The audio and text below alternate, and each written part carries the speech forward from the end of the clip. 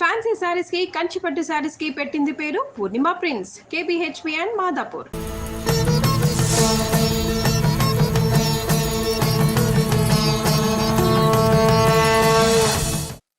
నమస్కారం. కార్తీక పురాణం 12వ రోజు పారాయణలోకి వచ్చాం. ఈరోజు క్షీరాబ్ది ద్వాదశి. స్వామివారు నిన్ను నిద్రలేచారు. ఈ ద్వాదశి నాడు ఏం చేయాలి? ఏకాదశి నాడు హరిబోధిని ఏకాదశి, ఉత్థాన ఏకాదశి పేర్లతోటి చెప్పుకున్న ఏకాదశి నాడు ఉపవాసం చేసి, ఏకాదశి నాటి రాత్రి ఒకవేళ మనకు అవకాశం ఉంటే కనుక తెల్లవార్లు నిద్ర లేకుండా కాలక్షేపం చేసి, తెల్లవార్లు ఉంటాం కదా, కొంతమంది ఉంటారు, ఇది ప్రత్యేకమైన రోజుల్లో ఉంటే మంచిది. అవకాశం ఉంటే కనుక ద్వాదశి నాడు ఉదయము మనం పారణ చేస్తాము. అయితే ద్వాదశి నాడు తులసీధాత్రి కళ్యాణం విధిగా చేయాలని చెప్తారు. తులసీధాత్రి కళ్యాణం అంటే తులసి చెట్టులోనే ఒక ఉసిరి చెట్టు, ఉసిరి కొమ్మని పాతి ఉసిరికి తులసికి వివాహం చేస్తారని చెప్తారు. ఈ తులసీధాత్రి కళ్యాణం ఎవరికి ఏది అవకాశం ఉంటే అది చేసుకుంటామండి. కళ్యాణంగా చేసేవాళ్ళు దేవాలయాల్లోనూ అక్కడ జరుగుతుంది. లేకపోతే మనం ఒక ఉసిరి చెట్టు ఉంటే దాని మొదట్లో ఒక తులసి చెట్టు కుండీని తీసుకెళ్ళి పెట్టి చేసుకోవచ్చు.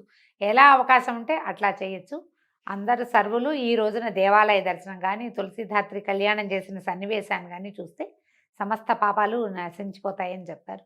అవకాశాన్ని బట్టి నేను చేసుకోవటం, ద్వాదశి ఘడియలు దాటకుండానే పారణ చేయటం అంటే ఏకాదశి ఉపవాసాన్ని విడవటం. ఉపవాసము జాగరణ ఎంత ముఖ్యమో పారణ అంత ముఖ్యం. ఈ పారణ ముఖ్యమనే విషయాన్ని తెలియజేసేటువంటి అంబరీషోపాఖ్యానాన్ని ఈరోజు చెప్పుకుందాం. అత్రి మహాముని ఇలా చెప్తున్నారు. అగస్త్య, కార్తీక మాస శుక్ల ద్వాదశిని హరిబోధిని అంటారు. అంటే ఏకాదశి నాడు నిద్రలేస్తున్నాడు కదా ఆయన, హరిబోధిని ఈ రోజున ఆయన మెలకుగా ఉంటాడనమాట. ఈ ఒక్క పర్వతిథి వ్రతాచరణ చేస్తే అన్ని తీర్థాలలోనూ స్నానం చేసిన, అన్ని విధాలైన యజ్ఞాలను ఆచరించిన కలిగే ఎంత పుణ్యం కలుగుతుందో అంత పుణ్యం ప్రాప్తిస్తుంది. విష్ణువు పట్ల, ఏకాదశి పట్ల భక్తిని కలిగిస్తుంది. సూర్యచంద్ర గ్రహణ పర్వాల కంటే గొప్పది, ఏకాదశి కంటే 100 రెట్లు మహిమాన్వితమైంది అయినటువంటి ఈ ద్వాదశి నాడు ఏ పుణ్యం చేసినా పాపం చేసినా అది 1,000 రెట్లుగా పరిణమిస్తుంది. అంటే ఈ ద్వాదశి నాడు ఒకరికి అన్నదానం చేసినా 1,000 మందికి అన్నదానం చేసిన ఫలితం లభిస్తుంది. ఒక్క మెతుకు దొంగిలించిన 1,000 మెతుకులు దొంగిలించిన పాపం మన వెంట పడిపోతుందట. ఒకవేళ ఏ రోజుకైనా ద్వాదశి ఘడియలు తక్కువగా ఉన్న పక్షంలో ఆ స్వల్ప సమయమైనా పారణకు ఉపయోగించాలి. కానీ ద్వాదశి ఘడియలు దాటిన తర్వాత పారణ పనికిరాదు. పుణ్యాన్ని కోరేవారు ఎవరైనా సరే ఏ నియమాన్నైనా అతిక్రమించవచ్చు, కానీ ద్వాదశి పారణని మాత్రం విసర్జించకూడదు. ఏకాదశిని తిథి నాడు ఉపవాసం ఉండి మర్నాడు ద్వాదశి తిథి దాటిపోకుండా పారణ చేయాలి. ఈ పారాయణ అంటారండి. పారాయణము కాదు, పారణ. తద్వారా కలిగే శ్రేయస్సుని శేషసాయి చెప్పాలే కానీ శేషుడు కూడా చెప్పలేడు. ఇందుకు అంబరీషుని కథే ఉదాహరణ. ద్వాదశి వ్రతాచరణ పరుడు, పరమ భాగవతోత్తముడు అయినటువంటి అంబరీషుడనే మహారాజు ఒకానొక కార్తీక శుద్ధ ఏకాదశి నాడు ఉపవసించి మరునాడు ద్వాదశి ఘడియలు స్వల్పంగా ఉన్న కారణంగా తిథి దాటకుండానే పారణ చేయాలని భావించాడు. అదే సమయానికి దూర్వాస మహర్షి వచ్చి ఆనాటి ఆతిథ్యంలో తనకు కూడా భోజనం పెట్టమని కోరాడు. అంబరీషుడు ఆయన్ని ద్వాదశి పారణకి ఆహ్వానించాడు. తక్షణమే దూర్వాసుడు స్నానాది అనుష్ఠానార్థము నదికి వెళ్ళాడు. అలా వెళ్ళిన ఋషి ఎప్పటికీ మళ్ళీ తిరిగి రాకపోవటంతో అంబరీషుడు ఆతృతపడ్డాడు. ఆ రోజున ద్వాదశి ఘడియలు బహుస్వల్పంగా ఉన్నాయి.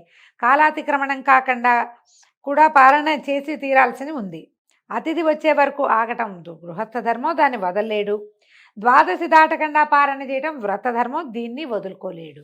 అదీ కాకుండా దీనికి ప్రత్యేక నియమాలు ఉన్నాయి. ద్వాదశి వ్రతాన్ని ఉల్లంఘించిన వాడు విష్ణు భక్తిని విసర్జించిన వాడు అవుతాడు. ఏకాదశి నాడు ఉపవాసం చేయకపోతే ఎంత పాపం కలుగుతుందో, ద్వాదశి నాడు పారణం చేయకపోతే అంత. పారణ చేయకపోతే కనుక రెట్టింపు పాపం లభిస్తుందట, కలుగుతుంది. అంతేకాదు, ఒక్క ద్వాదశి పారణాతిక్రమణ వల్ల ఆనాటి వ్రతఫలంతో పాటుగా అంతఃపూర్వం చేసిన 12 ద్వాదశి పారణల మహాపుణ్యం కూడా హరించుకుపోతుంది. జన్మజన్మాంతర పుణ్యబలం క్షీణిస్తుంది. అన్నిటికంటే ముఖ్యంగా ద్వాదశి అతిక్రమణ చేసినందువల్ల విష్ణు విరోధ భీతి ఏర్పడుతుంది. అందువల్లే ప్రాణావసానమైనా సరే ద్వాదశి పారణ చేయటమే కర్తవ్యం. తద్వారా సంక్రమించే బ్రాహ్మణ శాపం వల్ల కల్పాంత దుఃఖమే కలుగునుగాక.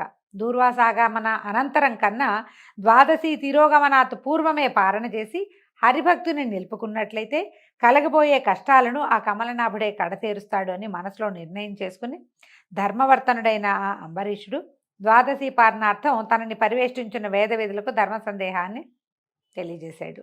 ఈయన సమస్యను విన్న వేద స్వరూపులైన విప్రులు క్షణాల మీద శృతి స్మృతి శాస్త్ర పురాణాదులన్నింటినీ తిరగేసి మననం చేసుకుని, మహారాజా, సర్వేశ్వరుడైన భగవంతుడు సమస్త జీవుల యందున జఠరాగ్ని రూపంలో ప్రక్షిప్తమై ఉంటున్నాడు. మన లోపల ఒక అగ్ని ఉంటుంది కదా, జఠరాగ్ని అంటాం, పొట్టలో మంట, ఆకలి.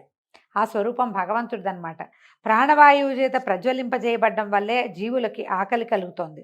దాని తాపమే క్షుత్పిపాసా బాధగా చెప్పబడుతూ ఉంటుంది. కాబట్టి యుక్తాహారం అంటే సరైన ఆహారం చేత ఆ అగ్నిని పూజించి శాంతింపజేయటమే జీవలక్షణం. జీవుల చేత స్వీకరించబడే భక్ష్య భోజ్య చోష్య లేహ్య రూప అన్నాదులను వారిలోని అగ్ని మాత్రమే భుజిస్తాడు. జీవులందరిలోనూ ఉన్నటువంటి జఠరాగ్ని జగన్నాథ స్వరూపం. తన ఇంటికి వచ్చిన వాడు ఎవరైనా సరే, మన మతం కాదు, మన కులం కాదు, మన జాతి కాదు, మన వాడు కాదు, వాడెవడో అయినా సరే ఆ అతిథిని వదిలి గృహస్థుడు భోజనం చేయకూడదు. అటువంటి స్థితిలో బ్రాహ్మడే అతిథిగా వస్తే అతన్ని అసలు విసర్జించడం అధమాధమం అని వేరే చెప్పక్కర్లేదు కదా. పైగా నేనే స్వయంగా అయ్యా రండి భోజనానికి అని పిలిచాడు కదా ఈయన అంబరీషుడు దుర్వాసుని, భోంచేయండి మాతోటి అని. తనే పిలిచి తనతో పిలువబడిన బ్రాహ్మణుని కంటే ముందు తనే భోజనం చేయడం బ్రాహ్మణావమానం అవుతుంది. భూసురావమానం వల్ల ఆయుష్, ఐశ్వర్యము, కీర్తి, ధర్మము నశించిపోతాయి. మన సంకల్పాలు సైతము తిరోహితమైపోతాయి. బ్రాహ్మణుడు సర్వదేవతా స్వరూపుడుగా చెప్పబడి ఉండటం వల్ల బ్రాహ్మణావమానం సర్వదేవతలను అవమానించడంతో సమానం అవుతుంది. జాతి మాత్రం చేత బ్రాహ్మణుడు దేవతాతుల్యుడై ఉండగా కేవలము జన్మ వలననే కాక జ్ఞానం వలన, తపోమహిమ వలన శుద్ధరుద్ర స్వరూపుడుగా కీర్తించబడే దూర్వాసుని వంటి ఋషిని భోజనానికి పిలిచి ఆయన కంటే ముందే పారణ చేయటం ధర్మమని చెప్పడం సాధ్యం కాదు. కోపిష్టి అయిన ఋషి శపిస్తాడనే భయం పక్కకు పెట్టి బ్రాహ్మణాతిథి కంటే ముందు భోజనం చేయటం కుదరదు. కాకపోతే ఇందులో ఉన్నది ఏమిటి? ఓ ధరణీపాల, ద్వాదశి పారణాత్ పరిత్యాగం వల్ల తత్పూర్వదినమైన ఏకాదశి ఉపవాసానికి భంగం కలుగుతుంది. ఆ ఏకాదశి వ్రతభంగానికి ప్రాయశ్చిత్తమే లేదు. ఈ విధంగా బ్రాహ్మణాదితిని అతిక్రమించడం వల్ల జరిగే విప్రపరాభావానికి కూడా విరుగుడు. రెండూ సమానంగా ఉన్నాయి. ఆ పాపం ఈ పాపం, ఎగదీస్తే గోహత్య, దిగదీస్తే బ్రాహ్మణ హత్య, రెండు సమానంగా ఉన్నాయి. కాబట్టి పూర్వకర్మానుసారి అయి నీకు ఇప్పుడు రెండు పక్కల నుంచి కంఠపాస రజ్జువులాగా ఈ ధర్మ సంకటం ప్రాప్తించింది. రెండు పక్కల మెలిపెట్టుంది తాడు మెడకి. ఏ పక్కన మెలిపెట్టినా పోవటమే. అది ఎక్కడైనా సరే కంఠానికి తగిలించున్న తాడులాగా ఉంది. దూర్వాసుడు వచ్చే వరకు ఆగాలో లేదా ద్వాదశి ఘడియలు దాటిపోకుండా పాలన చేయాలో ఏదైనా నిశ్చయించి చెప్పడానికి మేము అశక్తులం. కాబట్టి ఆత్మబుద్ధి సుఖం చేయవా, సొంతంగా నిర్ణయించుకోండి. ఆత్మబుద్ధి సుఖం చేయవా, నేనే డిసైడ్ చేసుకున్నా. వాడు ఎవడైనా చెప్పాడితే వాళ్ళు చెప్పారు కాబట్టి చేశాము అనిపిస్తుంటుంది. మనంతటా మనమే డిసైడ్ చేసుకుంటే ఏ బాధ లేదు. ఎప్పుడు కూడా ఆత్మబుద్ధి సుఖం చేయవా సూత్రం వలన భగవంతుడి మీద భారం వేసి నీ బుద్ధికి తోచింది నువ్వు చెయ్యి. ఒకవేళ ఏదైనా శాపం కనుక పరిణమించింది అనుకో, అప్పుడు మా వల్లే అనిపిస్తుంది. పోనీ శాపాన్ని తప్పించుకుని భగవద్ అపరాధం అది మా వల్ల అవుతుంది, మా వల్ల అవ్వకూడదు, నువ్వు చేసుకో ఏదైనా అనేసరికల్ ఈయన బాగా ఆలోచించి ఈయన ఏమన్నాడు, బ్రాహ్మణ శాపం కంటే విష్ణు భక్తిని వీడనాడటమే తప్పు, అది ఎక్కువ కష్టం అనుకోగానే అప్పుడు ఏమైందట, ఆ పూజాస్థానంలో యంత్రాన్ని ఆవహించి ఉన్నటువంటి ఇది పెద్దగా విశేషంగా ఏం జరగలేదు అని ఈయన ఏం చేశాడు, అంబరీషుడు 3 ఉద్ధరణ ఒక ఉద్ధరణ తీర్థాన్ని తీసుకున్నాడు. అంటే అప్పటిదాకా జలం కూడా లేకుండా ఏకాదశి ఉపవాసం చేశాడు ఆయన. మంచినీళ్ళు కూడా పుచ్చుకోలే పాపం, నిర్జల ఉపవాసం చేశాడు. జలం తీసుకుంటే తిన్నట్టు కాదు, పారణ అతిక్రమించినట్లు కాదని ఆయన ఏం చేశాడు, తీర్థం తీసుకున్నాడు. ఎప్పుడైతే ఈ తీర్థం తీసుకున్నాడో అప్పుడు ఈయన దూర్వాసుడు వచ్చేసాడు. రావటం ఏమిటి, అవురవురా నన్ను పిలిచి నువ్వు పారణ చేస్తావా, గడియలు అతిక్రమించకుండా పారణ చేశానట్లా నీళ్లు తీసుకున్నాను అని అంబరీషుడు చెప్పేసరికి ఏమైనా సరే దూర్వాసుడు శాంతించలేదు. తీవ్రమైన కోపం వచ్చింది. ఇక్కడ ఏదో ఉండాలమ్మా, శపించాడు, అది పోయింది, ఆ వాక్యాలు పూర్తిగా పోయింది. ఆయనకు విపరీతమైన కోపం వచ్చింది. ఇక చెడామడా నోటికొచ్చిన మాటలు అనేశాడు. ఏమంటారు, నువ్వు అధర్మ బుద్ధితో చేసావు, ఇది ఏం చేయాలి, తిరస్కరించటం, మదం చేత పురోహితుని తిరస్కరించినట్టుగా తిరస్కరించావు. నువ్వు ఇది భక్తి, ఇది నీకు హరిదేవుడు ఎట్లా అవుతాడు, నువ్వు బ్రాహ్మణ భక్తి లేనివాడు హరిభక్తి ఉన్నట్టు కాదు, ఇది ఉంటేనే అది ఉన్నట్టు. నువ్వు చాలా పొరపాటు చేసావు. పైగా నువ్వు ఏం చేసావు, అన్నానికి బదులు అంటే అన్నానికి ప్రతినిధి జలం, ఆ జలాన్ని తీసుకున్నావు కాబట్టి ఇక నువ్వు ఎన్ని రకాలైన అయిపోతావన్నాడు. ఈ అంబరీషుడు బెదిరిపోయాడు. చాలా కంగారు పడిపోయాడు. దుఃఖంతో ఏమన్నాడు, నేను పాపుణ్ణి, పాపకర్మణ్ణి, పాప మానసుణ్ణి, నేను శరణ్ వేడుతున్నాను, నన్ను రక్షించు, నేను ధర్మ మార్గం తెలియక ఆ పాపం అనే బురదలో పడి దుఃఖిస్తున్నాను, నేను శరణ్ వేడుతున్నాను, నన్ను రక్షించు, క్షత్రియుణ్ణి, పాపాలు చేశాను, నువ్వు బ్రాహ్మణుడివి, శాంతి రూపుడివి, నన్ను రక్షించమని అనేసరికల్లా బ్రాహ్మణులు క్షమాయుక్తులుగా ఉంటారు, పరమశాంతులు కదా, నువ్వు పరమశాంత స్వరూపుడివి, శుద్ధ స్వరూపుడివి, శుద్ధ రుద్ర స్వరూపుడివి, నన్ను రక్షించు అని ఈయన పాదాలు పట్టుకునేసరికల్లా, ఇక నువ్వు బ్రాహ్మణ అతిథిని వదిలి భుజించావు కాబట్టి నువ్వు ఇంకా బ్రాహ్మణ ద్వేషివి ఇంకా ఆయన ఇంకా తిట్టేస్తున్నాడు. తిట్టేసరికల్లా ఈయనకి ఏమంది, దూర్వాసుడు పిచ్చి కోపం వచ్చేసింది ఆయనకి. ఆ కోపిష్టివాడు అయ్యేసరికల్లా ఈయన ఏమన్నాడు, ఈయన పాదాల మీద పడి ప్రార్థిస్తుంటే ఎడంకాలతో తన్నేట్టు. ఇలా ఏమన్నాడు, నేను దయగలవాడని కాను, నాకు శాంతి లేదు, ఓర్పు లేని వారికి ఆలయమైంది కనుక ఆ దూర్వాసుడు శాంతి లేని వాడని తెలుసుకో, నాకు శాంతమే లేదనేశాడు. ఇతర మునీశ్వరులందరూ కోపితులై తిరిగి ప్రార్థించిన శాంతులగుదురు, కానీ నేను కోపం వచ్చిందో, నాకు కోపం తెప్పించిన వాడికి కఠినమైన శాపం ఇవ్వకపోతే నేను శాంతించను అని అంబరీషుడికి శపించాడు. శపించి ఈయనేం చేశాడు, 10 రకాల జన్మలెత్తు నువ్వు అన్నాడు. ఈ 10 రకాలు ఏం చెప్పాడు, మత్స్యము, కూర్మము, వరాహము, వామనుడు, వికృతముఖుడు, బ్రాహ్మణుడైన క్రూరుడు, క్షత్రియుడైన జ్ఞానశూన్యుడు, క్షత్రియుడై రాజ్యాధికారి కానివాడు, దురాచారుడు, పాషండ మార్గవేది, బ్రాహ్మణుడై రాజ్యాధికారి కానివాడు. అయితే ఇలా రకరకాలుగా నువ్వు శాస్త్రార్థ వేదన గనక నాకంటే ముందు నువ్వు జలంపారణ చేసినందుకు ఇన్ని రకాలుగా జన్మించు. ఈ 10లో ఒక్కటి కూడా గర్వం పొందగలిగే జన్మ లేదు. గర్వించిన వాడికి నువ్వు గర్వించావు, నేను రాజునని, నాకంటే గొప్పవాడిని భావించి నువ్వు నీళ్లు తాగావు, కాబట్టి ఏ గర్వము పొందలేని, గొప్పగా చెప్పుకోలేని అవమానకరమైన జన్మల్ని పొందమని శపించాడు. శపించేసరికల్లా ఏమైంది, ఇంతలో భగవంతుడు అంబరీషుని హృదయస్థుడుగా ఉన్నాడు. ప్రతి మనిషిలోనూ భగవంతుడే కొలువై ఉంటాడండి. మానవుల శరీరాల లోపల మంత్రపుష్పం చదువుతున్నప్పుడు తెలుస్తుంది, మన హృదయానికి కింద ఒక జ్యోతి వెలుగుతూ ఉంటుంది. నీలతో యద మధ్యస్థ విద్యుల్లేఖేవ భాస్వర అంటారు. అతను ఒక విద్యుల్లేఖ మెరుపులాగా ఒక నీలం రంగు తోయదం అంటే ఒక కమల పుష్పం ఉంటుందట, తామర పువ్వు, దాంట్లో వెలుగుతూ ఉంటాడు. కిందకి ఉండి పైకి వెలుగుతూ ఉంటాడు భగవంతుడు. ఆ స్వరూపంలో ఆయన ఉన్నంత వరకే మనం జీవించి ఉంటాం. అయితే ఈ అంబరీషుడు హృదయంలో సాక్షాత్ విష్ణువే కొలువై ఉన్నాడు. ఎప్పుడైతే ఈయన తిట్టేస్తున్నాడు, కింద పడిపోగానే అంబరీషుడు స్పృహ తప్పిపోతే విష్ణువు ఆ 10 జన్మలని శిరసావహించాడు, తను తీసుకున్నాడు. బ్రాహ్మణ వాక్యం సత్యం చేయాలి ఒకటి, తన భక్తుణ్ణి రక్షించటం కోసం 10 తీసేసుకున్నాడు, 10 జన్మలు తీసుకున్నాడు. తీసుకున్న తర్వాత ఏమన్నాడు, తన సుదర్శన ఆయుధానికి ఆజ్ఞిచ్చాడు, నా భక్తుణ్ణి రక్షించు అని. అక్కడి నుంచి ఎప్పుడైతే సుదర్శనుడు ఆజ్ఞాపించబడిన మరుక్షణం పనిచేస్తాడట. అందుకని మన చూడండి, సుదర్శన ఆయుధానికి సంబంధించిన స్తోత్రాలు ఏమైనా చదివితే వెంటనే వాన ఆగుతుందని చెప్తారు. మన కాగల పని ఆగిపోతే అది పని అవుతుంది, అలాంటిది చెప్తారు. ఆజ్ఞ అంటే చాలు స్వామి తయారైపోతాడనమాట సుదర్శనుడు.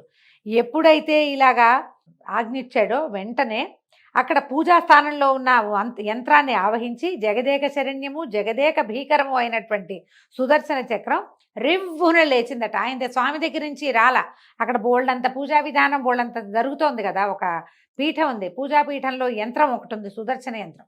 ఆ యంత్రాన్ని ఆవహించాడు సుదర్శనుడు. ఆవహించడం కానీ అది వెంటనే యంత్రం లేచి దానికి అన్ని 1000 పళ్ళతోటి వచ్చేసిందట. అది గుండ్రంగా తిరుగుతూ ఈయన వీధికి వచ్చేసేసింది. వచ్చేసరికల్లా అచేతనాలైన పూజిత సంజ్ఞల్లోంచి, అసలు ఏ కదలిక లేని పూజ చేయబడుతున్నటువంటి విగ్రహాల మధ్యలోంచి జడమైన ఆ విష్ణు చక్రం దివ్యకాంతి ప్రభాశోభితమై తన వంకగా కదిలి రావడం చూడగానే దూర్వాసుడు తుళ్ళిపడ్డాట.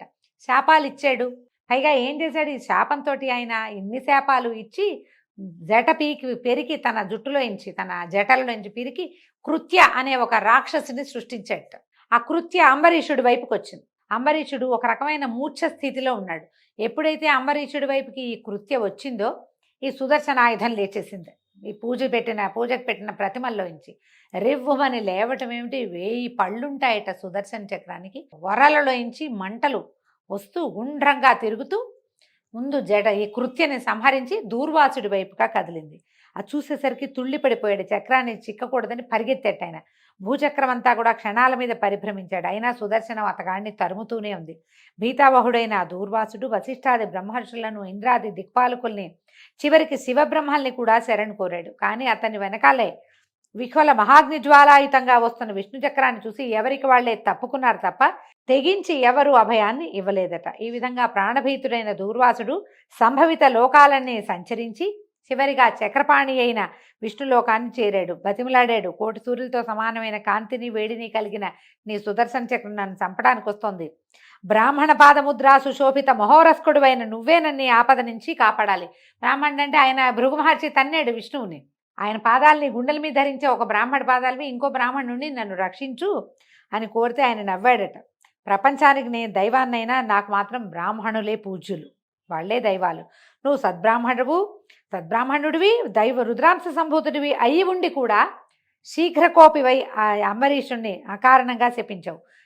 పారణ కోసం వస్తానని స్నానార్థం వెళ్ళి నువ్వు సకాలానికి చేరుకోకపోవటం వల్ల అతను ఏం చేశాడు, ఆలస్యంగా రాదలుచుకున్న వాడివి నీకోసం ఎదురు చూడకుండా 12 గడియలు గతించిపోకుండా పారణ చేసుకోవటం. అయ్యా నేను వచ్చేసరికి లేట్ అవుతుంది, నువ్వు పోనీ పారణ మొదలుపెట్టు అని కూడా చెప్పలేదు. నువ్వు చెప్పాలట్లా. మనం ఏం చెప్పాలండి, మన ఎవరైనా భోజనాన్ని పిలిచారనుకోండి, వస్తానని చెప్పకూడదు. మనకి లేట్ అవుతుందంటే నాకు 1 గంట లేట్ అవుతుంది, మీరు మొదలు పెట్టండి అని చెప్పాలి. అది మర్యాద. భగవంతుడు ఆనది ఇచ్చాడు చూడండి, అట్లా చెప్పమంటున్నారు. పారణ చేసి మీరు మొదలు పెట్టండి, మీరు స్టార్ట్ చేయండి, నేను వస్తాను, జాయిన్ అవుతాను అని చెప్పాలి. నువ్వు చెప్పలేదు. 12 దాటిపోవడానికి కొన్ని క్షణాలు మాత్రమే వ్యవధి ఉన్న సమయంలో వ్రతభంగానికి భయపడి మంచినీళ్ళు తీసుకున్నాడే కానీ ఆకలితో నిన్ను అవమానించాలనుకోలేదు. నిషిద్ధాహారులకు కూడా, అంటే ఏమీ తినకూడదు అన్నా కూడా మంచినీళ్ళకి ఎప్పుడూ జలపానం దోషం కాదు. ఎవరింట్లోనా మంచినీళ్ళు తాగితే ఇది వరకు ఇది చేసుకునేవాళ్ళండి, దాని పరిహారం చేసుకోవాలనుకునేవాళ్ళు. జలపానానికి తప్పు లేదు. ఎక్కడైనా ఎక్కడ తాగినా దానికి తప్పు లేదట. అయితే ఆయన వినయపూర్వకంగా బతిమలాడాడు. ఇంత కఠినమైన శాపం ఇస్తావా? బతిమాలినా నువ్వు ఒప్పుకోలేదు. ముముక్షువైన అతను మోక్షం కోరి ఏకాదశి వ్రతం చేసుకుంటుంటే అతను నువ్వేం చేసావు, 10 జన్మలు ఎత్తమన్నావు. మూగుడు అంటే అసలు జీవితం వద్దు, మళ్ళీ జన్మొద్దని అతను ఏకాదశి వ్రతాలు పెట్టుకున్న వాడిని 10 జన్మలకి సరిపడా శపించావు నువ్వు.